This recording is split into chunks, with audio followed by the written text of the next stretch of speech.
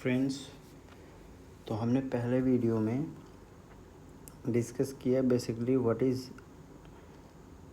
Environment and what is the component of environment, ठीक है ना।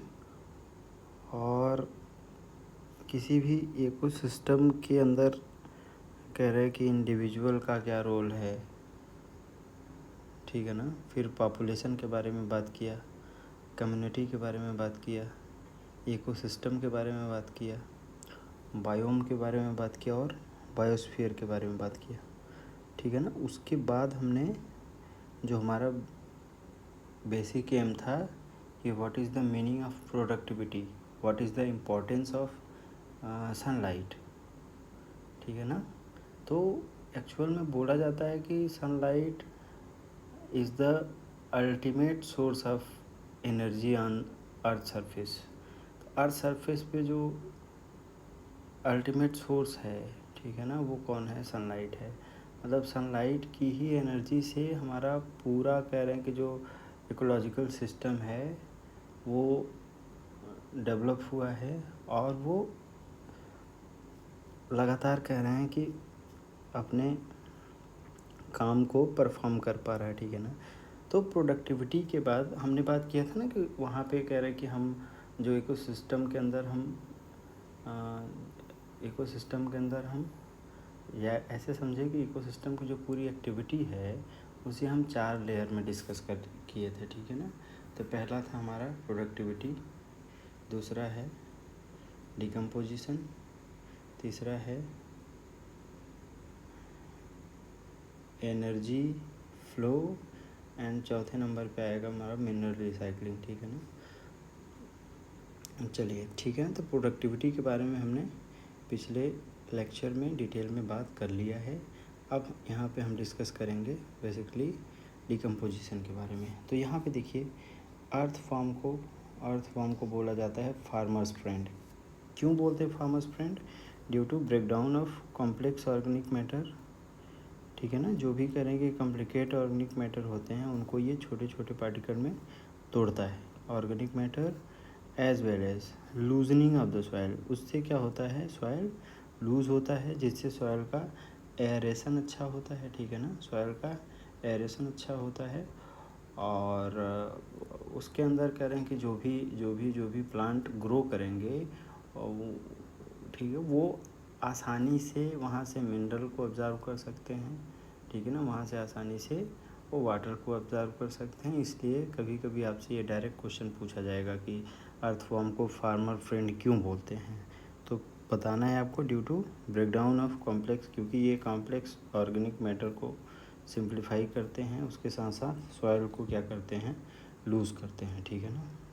अब यहाँ पे देखिए कई जो डिकम्पोज़र्स होते हैं, बेसिकली जो डिकम्पोज़र्स होते हैं वो क्या करते हैं? वो कॉम्प्लेक्स ऑर्गेनिक मैटर को सिंप्लीफाई करते हैं इनऑर्गेनिक मटेरियल में, ठीक है ना। इनऑर्गेनिक मटेरियल के थ्रू कह रहे हैं जैसे कार्बन डाइऑक्साइड का एवोल्यूशन हो सकता है, वाटर एंड मिनरल्स, ठीक है ना।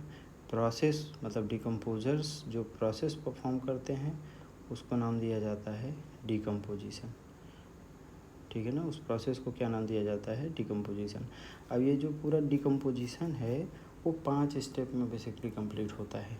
तो पहला होगा इसमें फ्रेगमेंटेशन, दूसरा होगा लीचिंग, तीसरा होगा कैटाबॉलिज्म, चौथा ह्यूमिफिकेशन एंड 5वें नंबर पे आएगा मिनरलाइजेशन, ठीक है ना। Fragmentation, leaching, catabolism, humification and mineralization. तो आप इसको ऐसे याद रख सकते हैं ना, फलक, इसको कैसे कर सकते हैं हम? ठीक है ना, फलक हम से आप ये कह रहे हैं कि इन बातों को आप आराम से मेमोराइज कर सकते हैं, ठीक है ना। अब यहाँ पे नेक्स्ट टर्म आया है डेट्रीवोर्स। तो डेट्रीवोर्स बेसिकली कह रहे हैं कि यहाँ पे हम थोड़ी देर के लिए अर्थवॉर्म को कंसीडर कर रहे हैं, ठीक है ना। तो ये जो डेट्रीवोर हैं उनका कह रहे हैं कि उनका सबस्ट्रेट क्या होगा? डेट्राइटस। अब ये डेट्राइटस बेसिकली क्या है? ठीक है ना। तो आप मान लीजिए आप किसी फॉरेस्ट के अंदर, ठीक है ना, फॉरेस्ट के अंदर कैसे कह रहे हैं डेट्राइटस को हम विजुलाइज कर सकते हैं। तो मान लीजिए कह रहे हैं कि फॉरेस्ट होगा तो वहाँ पे कोई, ये कह रहे हैं कि XYZ ये कोई प्लांट हो सकता है, ठीक है ना, ये क्या हो सकता है, ये प्लांट हो सकता है। तो अब आप देखेंगे ना कि यहाँ पे कह रहे हैं प्लांट की ढेर सारी, यहाँ सरफेस पे प्लांट की ढेर सारी कह रहे हैं कि यहाँ पे लीफ हो सकती हैं, ठीक है ना। इस प्लांट के ऊपर रहने वाले कुछ कह रहे हैं बर्ड्स होंगे, इस प्लांट्स के ऊपर रहने वाले कुछ बर्ड्स होंगे, ठीक है ना। तो उनके उनके एग्स कभी कभी क्या हो सकते हैं, वो डिस्ट्रॉय हो सकते हैं, तो ये सरफेस पे यहाँ पे मिल सकते हैं आपको, ठीक है ना। और क्या मिलेंगे, और क्या मिलेंगे, यहाँ से कह रहे हैं कि जो भी प्लांट है इसका कह रहे हैं यहाँ पे फ्लावर हो सकता है, ठीक है ना, इसका फ्रूट हो सकता है, इसका सीड हो सकता है, ठीक है ना। इस प्लांट की छाल, इस प्लांट की छाल जिसे हम बार्क के नाम से जानते हैं, तो वो बार्क भी आपको यहाँ देखने को मिल सकता है। तो इन सब का कह रहे हैं कि जो मिला जुला कॉम्बिनेशन है वो क्या बनाता है, इन सब का मिला जुला कॉम्बिनेशन जो है वो क्या बनाता है, डेट्राइटस बनाता है, ठीक है ना, सही है। तो ये जो कह रहे हैं जिसको आप डेट्राइटस बोल रहे हैं, डेट्राइटस के ऊपर कह रहे हैं अर्थवॉर्म काम करना शुरू करेगा, ठीक है ना, अर्थवॉर्म काम करना शुरू करेगा। और डेट्राइटस के जो बड़े बड़े पार्टिकल होते हैं, डेट्राइटस के अंदर जो बिग पार्टिकल होंगे उनको ये क्या करते हैं, फ्रेगमेंट में, मतलब स्मॉलर पार्टिकल में तोड़ देते हैं। इस प्रोसेस को क्या नाम दिया जाता है, फ्रेगमेंटेशन। इस प्रोसेस को क्या नाम दिया जाता है, फ्रेगमेंटेशन। तो पहला देखिए यहाँ पे हमारा फ्रेगमेंट। तो फ्रेगमेंटेशन का मतलब होता है कि बड़े पार्टिकल को छोटे पार्टिकल में, सिंप्लीफाइड पार्टिकल में तोड़ दिया जाना बेसिकली क्या कहलाता है, फ्रेगमेंटेशन, ठीक है ना। अब यहाँ से दूसरी घटना शुरू होती है जिसको हम लोग लीचिंग के नाम से जानते हैं, ठीक है ना। तो अब कह रहे हैं कि जैसे जब फ्रेगमेंट बन रहा होगा ना, जैसे कह रहे हैं कि ये कोई बड़ी लीफ रही, जो बड़ी लीफ कह रहे हैं छोटे छोटे पार्टिकल में टूटेगी ना, तो कह रहे हैं कि यहाँ से कुछ इनऑर्गेनिक साल्ट्स वगैरह क्या होंगे, वो भी कह रहे हैं कि यहीं ज़मीन में आपको पड़े हुए नज़र आएंगे, ठीक है ना। तो ये बोल रहे हैं कि अब वाटर सॉल्युबल जो भी इनऑर्गेनिक साल्ट होंगे वो पानी के साथ कह रहे हैं घुल जाएंगे, पानी के साथ घुल जाएंगे। पानी के साथ घुलने के बाद ये कह रहे हैं धीरे धीरे ये क्या कर जाएंगे, परकोलेट कर जाएंगे, goes down into the soil horizon, ठीक है ना। तो आपको ध्यान में क्या रखना है कि फ्रेगमेंटेशन के बाद कह रहे कि जो भी इनऑर्गेनिक मटेरियल कह रहे हैं तैयार होगा उसमें से जो वाटर सॉल्युबल पार्ट होगा वो पानी के साथ घुल जाएगा। पानी के साथ घुलने के बाद वो कह रहे हैं कि सॉइल के निचले सतह में चला जाएगा और get precipitated as unavailable salt, ठीक है ना। तो ये वो कह रहे हैं कि वो साल्ट है जो किसी के काम का नहीं है, ठीक है ना, वो अनअवेलेबल रहेगा क्योंकि प्लांट की जो रूट हैं वो उतना कह रहे हैं कि नीचे तक, ठीक है ना, नीचे तक वो कह रहे हैं जा नहीं पाएंगी। तो वो मिनरल जो होगा, वो जो साल्ट होगा वो किसी काम का नहीं होगा, ठीक है ना। तो ये हो गया हमारा फ्रेगमेंटेशन। दूसरा प्रोसेस क्या रहा हमारा, लीचिंग। तो फ्रेगमेंटेशन और लीचिंग आपको क्लियर हो चुका, ठीक है ना। अब कह रहे हैं कि देखिए जो फ्रेगमेंटेशन में जो फ्रेगमेंटेड पार्ट है तो वो पार्ट किसका है, पार्ट तो डेट्राइटस का ही है, पार्ट किसका है, डेट्राइटस का है, ठीक है ना। तो अब इसके ऊपर कह रहे हैं ये माइक्रोब्स काम करना शुरू करते हैं, जैसे बैक्टीरिया और फंगस। तो बैक्टीरिया फंगस क्या करते हैं, degrades detritus into simple inorganic substances through a process that is known as catabolism। तो आपको क्या ध्यान में रखना है, कैटाबोलिज्म के लिए रिस्पॉन्सिबल कह रहे हैं कि फैक्टर कौन है, तो बताना है आपको माइक्रोब्स, ठीक है ना, कौन है, तो यहाँ पे आपको बताना है माइक्रोब्स। माइक्रोब्स में कौन, माइक्रोब्स में बेसिकली बैक्टीरिया और फंगस, ठीक है ना। उन्होंने कह रहे हैं कि जो, ठीक है ना, जो डिग्रेडेड हमारा डेट्राइटस है उसको और कह रहे हैं तोड़ना शुरू किया। इस प्रोसेस को नाम दिया गया कैटाबोलिज्म। तो आपको कैटाबोलिज्म में पूछा जाएगा ना कि कैटाबोलिज्म के लिए रिस्पॉन्सिबल, तो बताना कैटाबोलिज्म के लिए रिस्पॉन्सिबल माइक्रोब्स होते हैं, और वो माइक्रोब्स कौन कौन हो सकते हैं, बैक्टीरिया और फंगस हो सकते हैं, ठीक है। नेक्स्ट प्रोसेस होता है इसमें ह्यूमिफिकेशन। नेक्स्ट प्रोसेस है ह्यूमिफिकेशन। अब ह्यूमिफिकेशन में क्या होगा, ह्यूमस बनेगा। ह्यूमिफिकेशन में क्या होगा, ह्यूमस बनेगा, ठीक है ना। तो इसके बारे में अब थोड़ा सा बात करते हैं। देखिए, accumulation of dark coloured amorphous substance, dark coloured amorphous substance called humus. आपसे पूछा जाएगा व्हाट इज ह्यूमस, तो बताना है humus is dark coloured amorphous substance which is highly resistant to microbial action, ठीक है ना। ये मतलब कह रहे हैं कि इसका ह्यूमस का डिग्रेडेशन उस रेट से नहीं होगा, ह्यूमस का डिग्रेडेशन उस रेट से नहीं होगा जिस रेट से कह रहे हैं कि डेट्राइटिस का कह रहे हैं कि फ्रेगमेंटेशन हुआ या कैटाबोलिज्म हुआ, ठीक है ना। तो कैटाबोलिज्म प्रोसेस के बाद कह रहे हैं कि ह्यूमस तैयार हुआ and undergo decomposition very slower rate. तो आपको ऐसे नहीं बोलना है ना कि ह्यूमस का डिकम्पोजिशन होगा ही नहीं, ह्यूमस का डिकम्पोजिशन होगा लेकिन उस रेट से नहीं होगा जिस रेट से डेट्राइटिस का डिकम्पोजिशन हो रहा था, ठीक है ना। तो ये ज़रूरी बातें हैं, इसे आपको ध्यान में रखना है। अब कह रहे हैं बीइंग कोलाइडल इन नेचर, ये किसकी बात कर रहे हैं, ये ह्यूमस की बात कर रहा है। Humus being colloidal in nature act as reservoir of the nutrient. तो ह्यूमस किसकी तरह काम करता है, न्यूट्रिएंट के रिजर्वायर की तरह काम करता है, ठीक है ना। देखिए, humus is further degraded by some microbes, कुछ माइक्रोब्स कह रहे हैं ह्यूमस के ऊपर काम करते हैं, and release of inorganic nutrients occurs by the process that is known as mineralization, ठीक है ना। तो ह्यूमस के ऊपर कह रहे हैं फर्दर माइक्रोब्स ने काम किया और वहाँ से इनऑर्गेनिक न्यूट्रिएंट को धीरे धीरे करके क्या कर रहे हैं, बाहर कर रहे हैं। इस घटना को क्या नाम दिया जाता है, मिनरलाइजेशन, ठीक है ना।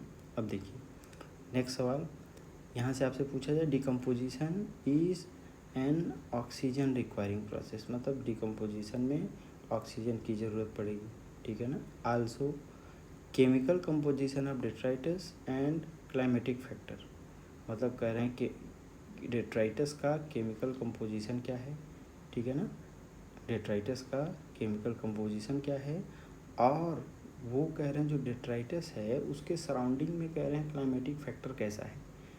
ये दोनों मिलके, मतलब केमिकल कंपोजिशन डेट्राइटिस का क्या है और सराउंडिंग में कह रहे हैं क्लाइमेटिक फैक्टर क्या है, वो दोनों मिलके डिसाइड करेंगे कि डिकम्पोजिशन कितना धीरे या तेज़ होगा, ठीक है ना। और डिकम्पोजिशन के लिए ऑक्सीजन ज़रूरी है।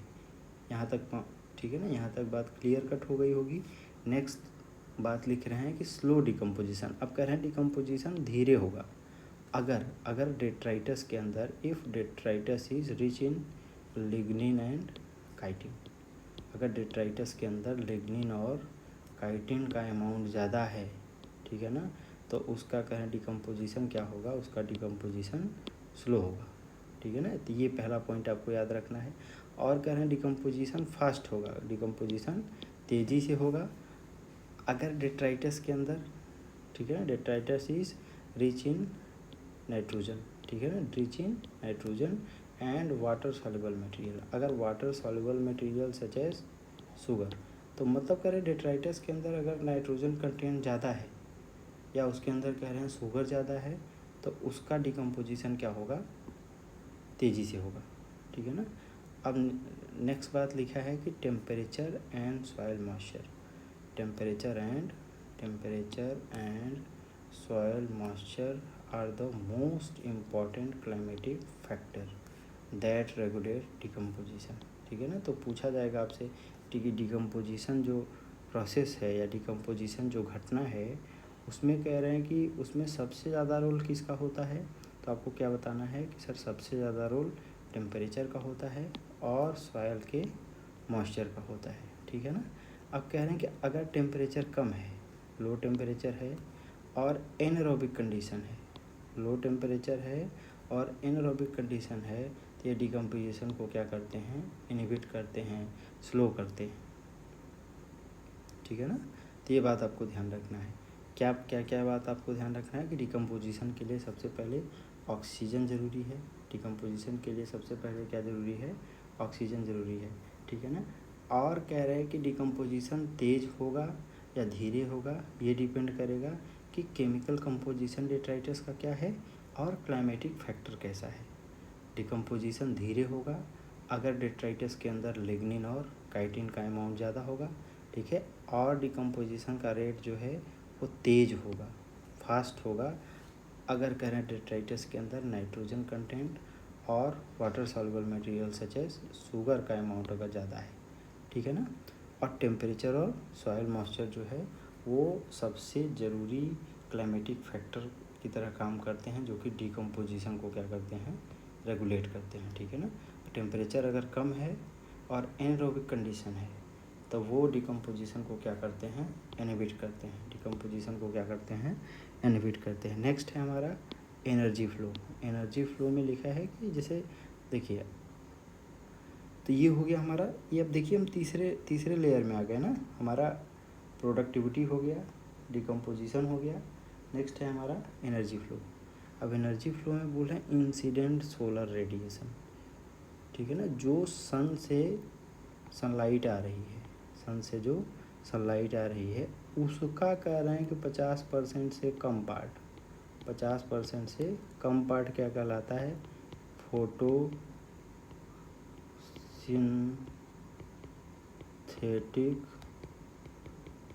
एक्टिव रेडिएशन, वो क्या कहलाता है, PAR, ठीक है ना, उसको बोलते हैं फोटोसिंथेटिक एक्टिव रेडिएशन, जिसके अंदर कह रहे हैं कि 400 से 700 नैनोमीटर वेवलेंथ की लाइट का इस्तेमाल किया जाता है, ठीक है ना। तो वही बोल रहे हैं कि इंसिडेंट पूरा सोलर रेडिएशन का 50% से कम पार्ट क्या होता है, फोटोसिंथेटिक एक्टिव रेडिएशन कहलाता है।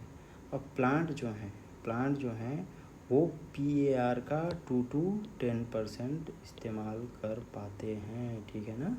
अब फिर आगे बोल रहे हैं कि unidirectional flow of energy from sun, unidirectional flow of मतलब एनर्जी का क्या है कि एनर्जी हमेशा कह रहे हैं कि यूनिडायरेक्शनल एनर्जी का फ्लो होगा, यूनिडायरेक्शनल फ्लो होगा, ठीक है ना, यूनिडायरेक्शनल फ्लो होगा एनर्जी का, ठीक है ना, यानी unidirectional flow of energy from sun, sun से कह रहे हैं एनर्जी किसको मिलेगी, सन से एनर्जी, ठीक है ना।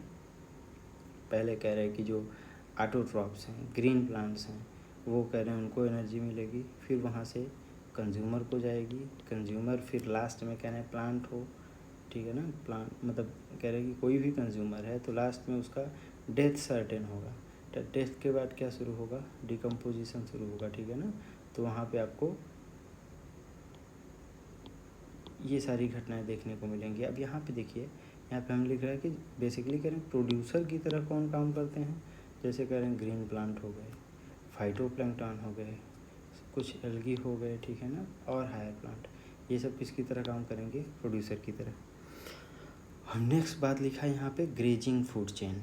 तो ग्रेजिंग फूड चेन का क्या मतलब है, देखिए जैसे कि ग्रास ने फोटोसिंथेसिस किया, अपने अंदर जो भी बायोमास प्रोड्यूस किया उसको कह रहे हैं कि उसको कौन मतलब ग्रास को कौन खा सकती है, गोट ना, तो इसलिए ग्रास को हमने प्राइमरी प्रोड्यूसर बोला, क्या बोला हमने, प्राइमरी प्रोड्यूसर। और गोट को क्या बोल रहे हैं, प्राइमरी कंज्यूमर। तो गोट को कह रहे हैं मैन कंज्यूम कर सकता है, तो मैन यहाँ पे क्या होगा, सेकेंडरी कंज्यूमर। मतलब कह रहे हैं कि यहाँ से सन की जो एनर्जी थी वो किसको मिली, ग्रास को मिली, ग्रास से एनर्जी ट्रांसफ़र होगी किसको, गोट को, गोट से एनर्जी किसको मिलेगी, मैन को, ठीक है ना। तो अगर कह रहे हैं कि अगर इस तरीके का फूड चेन बनता है तो इसको हम लोग क्या नाम देते हैं, ग्रेजिंग फूड चेन, ठीक है ना। दूसरा फूड चेन होता है जिसको हम लोग डेट्राइटस फूड चेन बोलते हैं, DFC सॉरी, ठीक है, डेट्राइटस फूड चेन मतलब DFC। तो डेट्राइटस फूड चेन की शुरुआत होती है, begins with dead organic matter, यानी कि डेट्राइटस से। डेट्राइटस फूड चेन की शुरुआत कहाँ से होगी, डेड ऑर्गेनिक मैटर से, ठीक है ना। अब यहाँ पे हमने एक नोट बनाया है क्या लिखा है इसके अंदर, इन एक्वेटिक इकोसिस्टम जीएफसी बोले तो grazing food chain is the major conduit of energy flow. ठीक है ना, मतलब एनर्जी फ्लो का जो सोर्स है, जो पाथ है, जो पाथवे है, वो कौन सा होगा, ग्रेजिंग फूड चेन। ठीक है ना, तो आपसे पूछा जाएगा कि क्योंकि आप खुद समझिए ना, एक्वेटिक इकोसिस्टम के अंदर हमें कह रहे हैं डेट्राइटस का फॉर्मेशन होता हुआ दिखाई नहीं देगा। ठीक है ना, तो डेट्राइटस फूड चेन हो ही नहीं सकता। डेट्राइटस फूड चेन नहीं होगा तो कौन सा फूड चेन होगा, ग्रेजिंग फूड चेन। ठीक है ना, ये बात बहुत ज़रूरी है, इसको आपको याद रखना चाहिए। ठीक है ना, नेक्स्ट पॉइंट क्या बोल रहे हैं, देखिए इंटरकनेक्शन है, मतलब कह रहे हैं कि देखिए अब ढेर सारा कह रहे हैं कि जैसे जब आप ट्रॉफिक लेवल की बात करेंगे ना, तो जब ट्रॉफिक लेवल की जो इंटरकनेक्टिविटी है, ट्रॉफिक लेवल की जो इंटरकनेक्टिविटी है, वहाँ से क्या तैयार होगा, बोलिए वहाँ से क्या तैयार होगा, फूड चेन। वहाँ से क्या तैयार होगा, फूड चेन। ठीक है ना, अब फूड चेन की जो इंटरलिंकिंग होगी, फूड चेन की जो इंटरलिंकिंग होगी, उसको हम क्या नाम देते हैं, फूड वेव। यानी फूड चेन की इंटरलिंकिंग क्या कहलाती है, फूड वेव। देखिए interconnection of food chain is known as food web. ठीक है ना, अब फिर आपसे सवाल पूछा जाएगा what do you mean by trophic level. तो कह रहे हैं ऑर्गेनिज्म जो होंगे वो ऑक्यूपाई करते हैं स्पेशल प्लेस। फूड चेन के अंदर किसी भी पर्टिकुलर ऑर्गेनिज्म का एक स्पेशल प्लेस होता है, न्यूट्रिशन के लेवल पे उसी प्लेस को नाम दिया जाता है ट्रॉफिक लेवल। ठीक है ना, तो जैसे देखिए अब यहाँ पे हमने कुछ ट्रॉफिक लेवल को समझने की कोशिश की है। तो प्राइमरी प्रोड्यूसर कौन होगा, प्राइमरी प्रोड्यूसर से आगे बढ़ेंगे तो आपको कौन मिलेगा, प्राइमरी कंज्यूमर। प्राइमरी कंज्यूमर से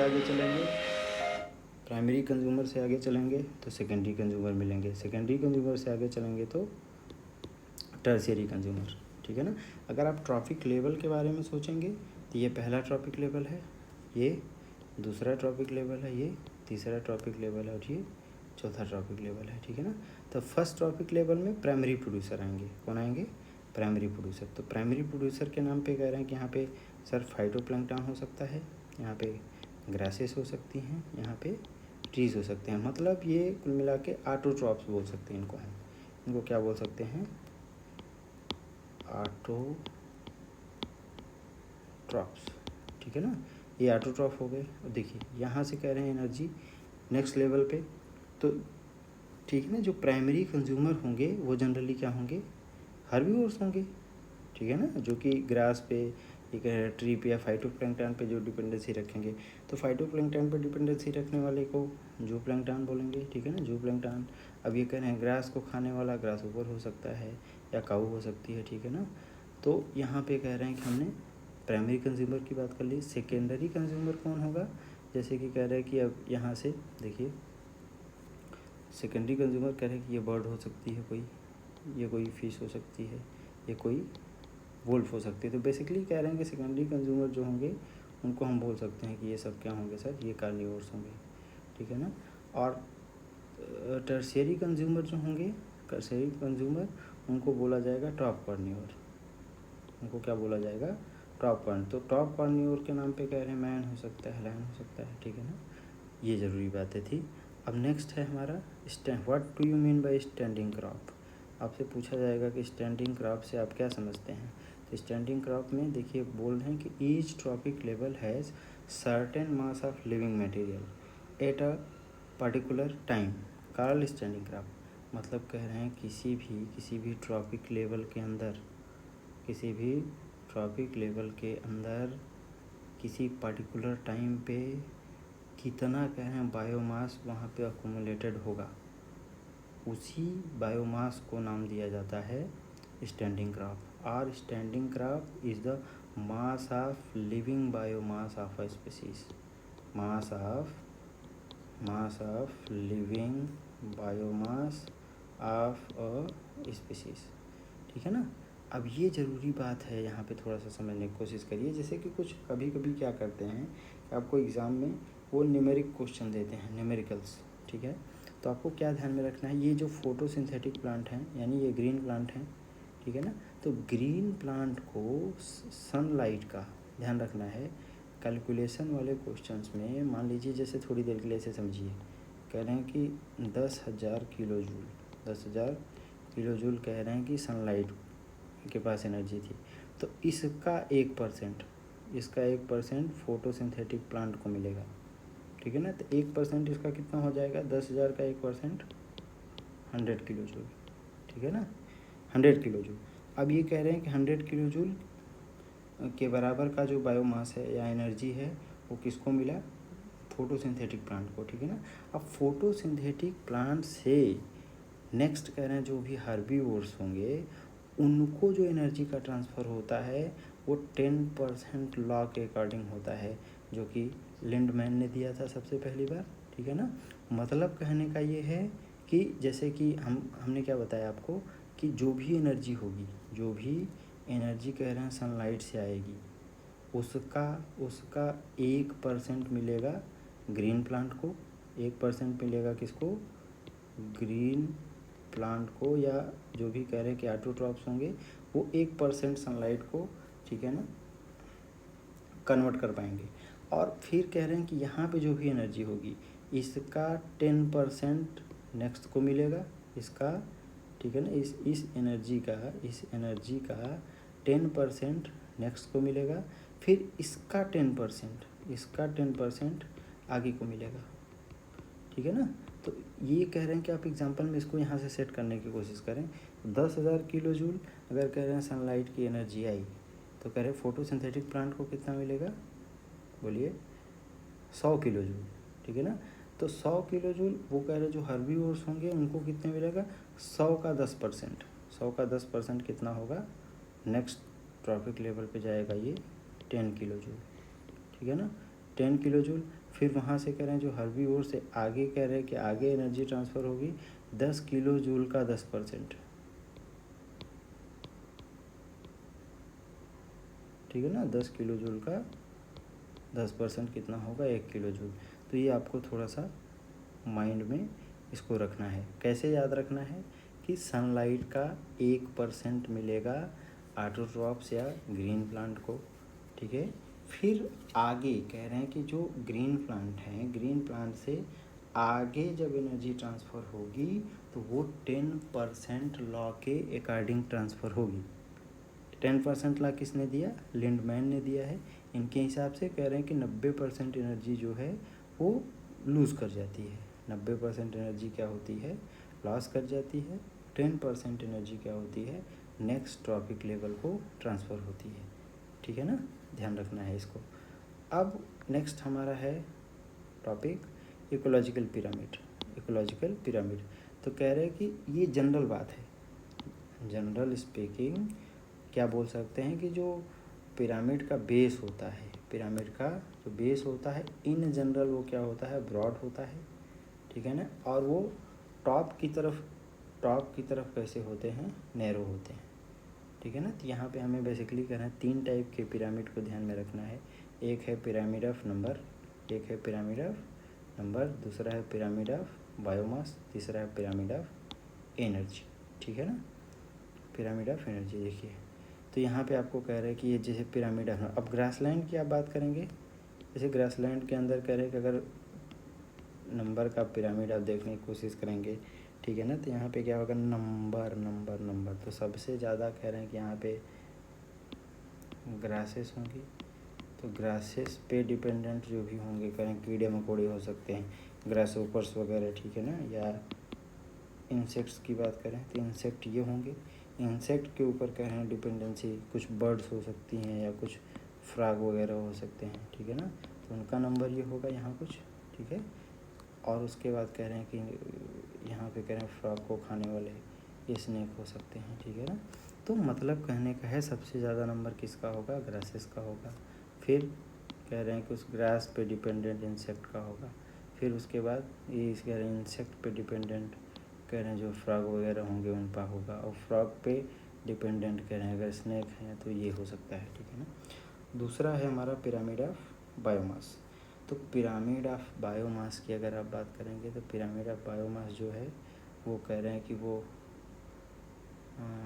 अपराइट भी हो सकता है, ठीक है ना, मतलब वो अपराइट भी हो सकता है और वो उल्टा भी हो सकता है, देखिए,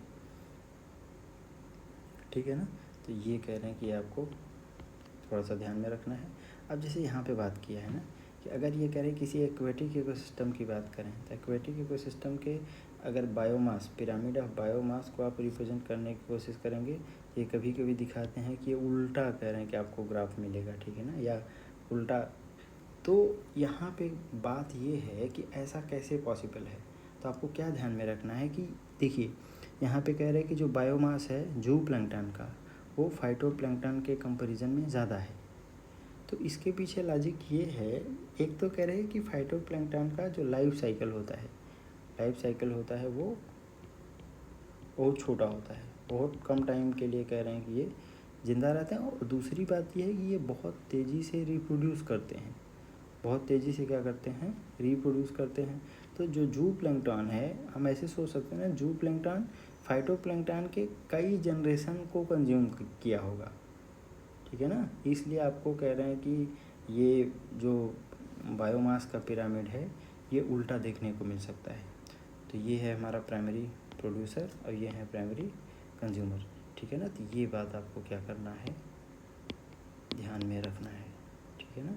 अब नोट आगे हमने एक बात क्या लिखा है कि pyramid of energy is always upright, ध्यान रखना है, इसमें कोई एक्सेप्शन है, ये नहीं है, इसमें कोई एक्सेप्शन नहीं है कि जो एनर्जी का पिरामिड होगा वो हमेशा और हमेशा क्या होगा, अपराइट होगा, ठीक है ना। क्योंकि देखिए जब एनर्जी फ्लो करती है, एनर्जी मान लीजिए कह रहे हैं कि एक ट्रॉपिक लेवल से दूसरे, दूसरे से तीसरे, तीसरे से चौथे, ठीक है ना। तो जब एक ट्रॉपिक लेवल से नेक्स्ट ट्रॉपिक लेवल में एनर्जी का फ्लो होता है तो कुछ एनर्जी कह रहे हैं लूज़ करेगी ही करेगी, कुछ एनर्जी कह रहे हैं कि कुछ एनर्जी लूज़ करती चली जाएगी। मतलब कह रहे हैं कि जैसे जैसे आप ऊपर की तरफ चलेंगे या आगे की तरफ चलेंगे तो एनर्जी का जो अमाउंट है वो हर एक ट्रॉपिक लेवल में क्या होता चला जाएगा, घटता चला जाएगा, घटता चला जाएगा, ठीक है, घटता चला जाएगा। ये कह रहे हैं कि ये इम्पोर्टेंट है, इसको आपको क्या करना है, थोड़ा सा कह रहे हैं कि इसको याद रख सकते हैं। नेक्स्ट है हमारा ओजोन लेयर, नेक्स्ट टॉपिक है हमारा ओजोन लेयर। देखिए तो ओजोन लेयर जो है ना, ओजोन लेयर कह रहे हैं कि दो तरीके का होता है, एक को बोलते हैं गुड ओजोन लेयर, दूसरे को बोलते हैं बैड ओजोन लेयर, ठीक है ना। तो जो नीचे सरफेस पे होगा जिसको हम लोग ट्रोपोस्फियर बोलते हैं, तो ट्रोपोस्फियर में जो ओजोन है, ठीक है, वो बैड ओजोन इसको इसलिए बोलते हैं क्योंकि ये बेसिकली सेकेंडरी पॉल्यूटेंट की तरह काम करते हैं। किसकी तरह काम करते हैं, सेकेंडरी पॉल्यूटेंट की तरह। और जो स्ट्रेटोस्फियर के अंदर कह रहे हैं कि जो ओजोन का लेयर होता है उसको हम लोग कहते हैं गुड ओजोन लेयर, उसको क्या बोलते हैं, गुड ओजोन लेयर, ठीक है ना। तो ozone layer basically, ozone layer का काम क्या है, ozone layer protect us, ozone layer protect us from harmful ultraviolet radiation from the सन।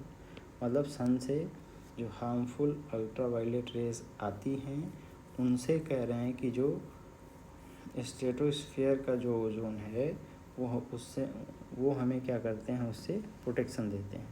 अब अल्ट्रावायलेट रेज जो हैं वो क्यों ख़तरनाक हैं, तो कह रहे हैं ultraviolet rays are highly injurious to living organism, ये लिविंग ऑर्गेनिज्म के लिए ख़तरा पैदा करते हैं। Preferentially they absorb ultraviolet radiation and its high energy, इनकी हाई एनर्जी क्या करती है, break the chemical bond within DNA, मतलब ये हमारे डीएनए को डिस्टर्ब कर सकते हैं, एंड प्रोटीन, मतलब डीएनए और प्रोटीन को डिस्टर्ब कर सकते हैं, ठीक है ना। तो ये जो अल्ट्रावायलेट हैं, ठीक है ना, तो ये अगर कह रहे हैं कि अगर ओजोन का जो थिकनेस है अगर वो इंटैक्ट रहता, ठीक है ना, तो जो हाईली एनर्जी अल्ट्रावायलेट रेस हैं, ठीक है ना, हाईली एनर्जेटिक अल्ट्रावायलेट रेस हैं, उनको पूरी तरीके से उनको पूरी तरीके से जो स्ट्रेटोस्फेयर के अंदर कह रहे हैं कि हमारा ओजोन है वो पूरी तरीके से क्या करता है, ऑब्जर्व कर लेता है, ठीक है ना। लेकिन अगर ऐसा नहीं होगा तो फिर वो कह रहे हैं कि जो ख़तरनाक अल्ट्रावायलेट रेज हैं वो भी कह रहे हैं अर्थ के सरफेस पे आके गिरेंगी, ठीक है। तो वो जो ह्यूमन बीइंग्स हैं या जो भी लिविंग ऑर्गेनिज्म हैं उनके डीएनए को, उनके प्रोटीन को क्या कर सकते हैं, डिस्टर्ब कर सकते हैं, ठीक है ना।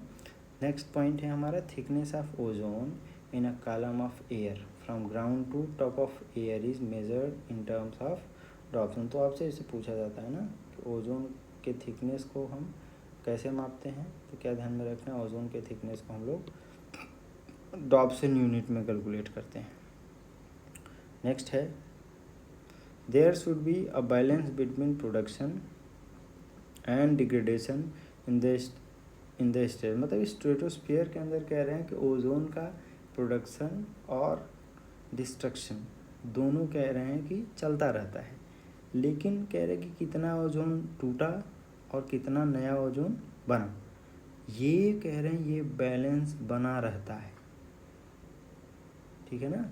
तो गड़बड़ी कब शुरू होगी, जब ये बैलेंस डिस्टर्ब होगा, जब कह रहे हैं जब प्रोडक्शन का रेट कमज़ोर हो जाएगा और डिग्रेडेशन का रेट क्या हो जाएगा, बढ़ जाएगा, हाई हो जाएगा, उस कंडीशन में कह रहे हैं कि ओजोन की जो परत है, ओजोन की जो परत है, जो लेयर है वो पतली हो जाती है, तो उसी को कभी कभी नाम दिया जाता है ओजोन होल, ध्यान रखना है, ठीक है ना। तो आपसे पूछा जाएगा ओजोन होल क्या कोई होल है, नहीं, ओजोन होल का मतलब है ओजोन की लेयर का जो थिकनेस है वो थिकनेस क्या हो गया सर, कमज़ोर हो गया, कम हो गया, तो हम कहने लगते हैं इसी कंडीशन को ओजोन होल। देखिए of late the balance has been disrupted, मतलब प्रोडक्शन और ब्रेकडाउन जो कह रहे का जो बैलेंस था वो डिस्टर्ब होगा, तो ड्यू टू क्यों हो रहा है, due to enhancement of ozone degradation by chlorofluorocarbon.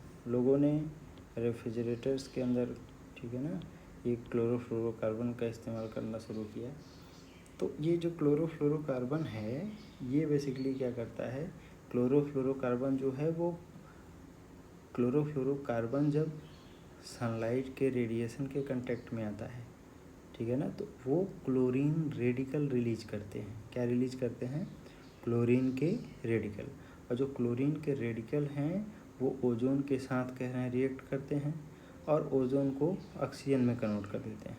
इन देखिए नेक्स्ट पॉइंट क्या लिखा है, in stratosphere ultraviolet rays act on CFCs, मतलब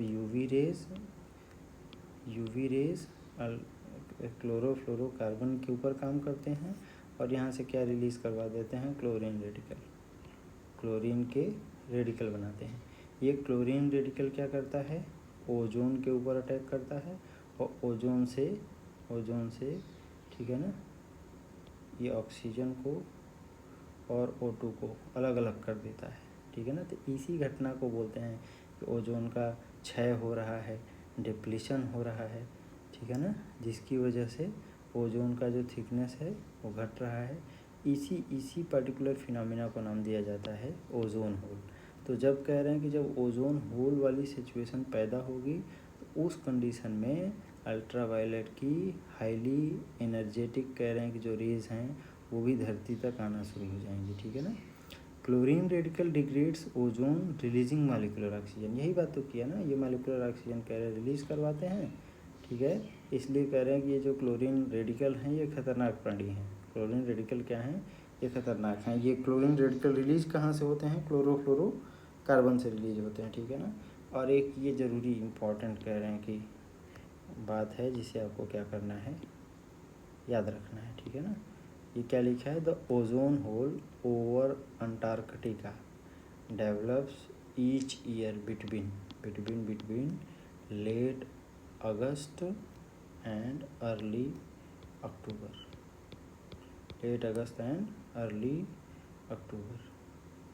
So friends, thank you so much.